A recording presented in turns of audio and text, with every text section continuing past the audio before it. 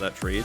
is here, and so is Lava. Actually, this is a huge collapse, and it's gonna deny so much CS. I love underneath this turret, so really good, trying to put down the Vayne as best they can. That hook was amazing, though, as the playback onto Henna. Will take a lot of damage here. So I'm just gonna path around here and grab this Gromp. Chovy rotated in too, so definitely some knowledge here. Yeah, Smite goes down as, yeah, very, very sleepy is the Talia. Henna's moving on up here as the Watch Out Eep is going to do a lot of work. Arthur still holding onto the flash. He is going to see what else they can transition into as Lava will get the face breaker off onto Chovy as Vista. That's a really long hook. As the Weaver's Wall comes down, Arthur wanting to get over the wall but doesn't find the flick. Now Harmalife Esports in position to back away as Hoya throws down the barrel. Perfect delivery onto the Thresh, and that'll be first blood to Henna of all people. A great start for Fred at Brion. We'll see whether Arthur can get in there and make this a 50-50 as Shelly is going to reset. That's a good flick back onto Delight.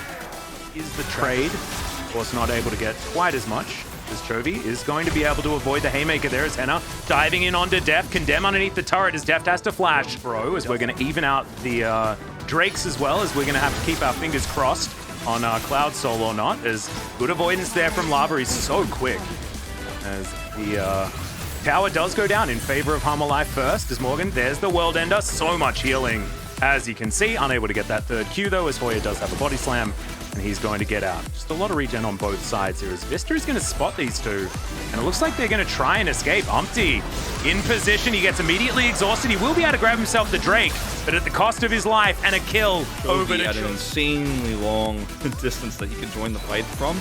Look at the blame prior for Chovy, and when Vista shows up, they're like, "Oh, Chovy's coming. Yes, We're getting out of here." And Chovy does end up getting the kill onto Umpty, like you mentioned. Doesn't have any tankiness, isn't gonna be able to survive anything there. But as Deft will move back to his minion wave, tidy that one up for himself. He's down by about 10 CS, but probably fine, actually, for a Vayne in this matchup, as Chovy knows that he needs to ult out of there. But Arthur not going to be so lucky, and he'll be taken down. Is going to be able to move back now to relative safety, is now Chovy looking for Lava. He's taking so much damage. Haymaker not even going to be utilized, as I believe it was on cooldown or something. He just used it in the previous fight to look for that pick onto Arthur, so, I mean, you trade a 1-for-1, but Chovy's not done with just this. Oh, no. Doesn't have ulti, remember, but looks for the interruption. Doesn't quite get there, but still, Hoya taking a lot of damage. Good knock up there. One of the reasons why you might be seeing the set is Umpty does get knocked up here. Ult's no. Chovy. You see Chovy, when he gets online, he does not take prisoners. He is very aggressive, as this is where the showstopper gets used. Arthur gets caught here by Lava. That's why he wasn't able to use it to escape earlier, but Chovy turns this back around. He's not content to just say, "Oh, well, unlucky." Even with Umpty here, he's just going to commit in. He has his empowered Q ready, and that's just the end of it. And he just like, and he understood that with the Haymaker down, there was no way that any of that, instant. It's not as good. Yeah, true. It's like not utter domination, but it's not like the problem solved. In goes Harmalife Esports. Chovy finds the ulti into the backline. It's a double flick kill, as just before he goes back to his soul, Chovy grabs yet another kill. Possible time for Deft, or rather for Chovy to have a perfect engage here. And this is the tempo advantage that Yone is always looking for, is around the mid-game, having a small lead, crazy attack speed, go in and ult for big kills. And, we talked about it, Valdez and I did in that Gen G series about, okay, yeah, the Yone pick, how much value can they get? Are they going to get a tempo advantage? In that game, they got a massive advantage. This is a more realistic advantage, but it's still enough Hope for a pick because Chovy's at it again. Oh dear, speaking of getting kidnapped. Yeah, it's just not really working out here as Lava. He does have the haymaker this time, but he almost dies before he and grab themselves the fight. As Barrel is going to slow down Vista, the Baron does just fall down as Vista's going to throw back the hook. Chovy now looks for the ult. He doesn't actually find anyone and immediately goes back to the Unbound Soul. He'll fall asleep. He gets further away. Henna now trying to fight in the exhaust is immediate, but Chovy should be going down. They lock down the Yone, and now it's the Gragas that's out of position. You can see Deft trying to get into the right spot to start off this fight. He grabs a double kill to begin this one, but he's down to 200 health now, and Morgan picks up the charge. He's gigantic on this Aatrox, and yeah, you may have taken down Chovy, but the rest of the team is also... Baron. They're just too far behind at this stage. A much better Baron buff. This could have been a lot cleaner. Perhaps could have been a team fight that they forced rather than trying to rush down the Baron, which they get it. But still, a little bit greedy from Hanwha Life Esports, but it may just not matter at the end of the day. Yeah, that was so close to a 3-man ulti, but unfortunately Chovy just miscalculates a little bit.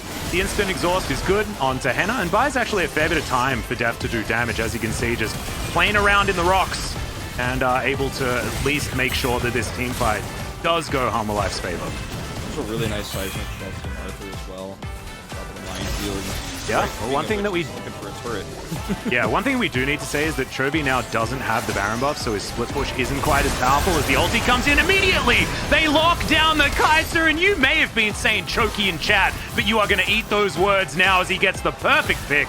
And now Hanwha Life will be able to wreck. He was thinking about grabbing an Infernal Soul, but now Hanwha Life want to stop this Baron from being taken down. This is an aggressive players. Yeah, Morgan getting that flank as we set up the wall. Arthur wants to flash in, is going to steal away the Baron, and now the fight should be going in favor of Hanwha Life. Arthur goes into his Zhonya's. Can he keep himself alive? As Chovy fighting off on the backside. Deft is free hitting. This is going to be an ace, and this is going to be the game for Hanwha Life Esports, and they make it look easy. That's it. GG for this one. The series is all locked up. I have to say, Fred Brion, I really like the decision to actually try to group up and take the Baron fight because they were getting cut off too often. Chovy was killing split-off targets.